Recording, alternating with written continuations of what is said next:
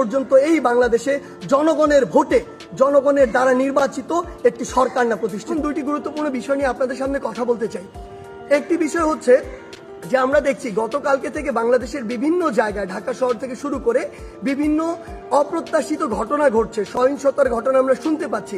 আমরা আপনাদেরকে স্পষ্ট করে বলতে চাই, এই যে বাংলাদেশের ছাত্র সমাজ একটি এত বড় আন্দোলন করেছে, একটি ফ্যাসিস্ট একটি সরকারের যে একটি পতন ঘটিয়েছে, সেটি আমরা এই কারণে করিনি যে একজন নির্যাতক চলে যাবে আর একজন নির্যাতক এসে সেই জায়গাটি নিবে। এটি আমরা আমাদের জায়গা থেকে কোনোদিনও মানব না। বরং এই যে নির্যাতনের যে প্রসেসটি রয়েছে, যে সিস্টেমটি রয়েছে, এই সিস্টেমটি ছাত্র সমাজ বা বর্তমান বাংলাদেশের যে প্রজন্ম তারা চায় না।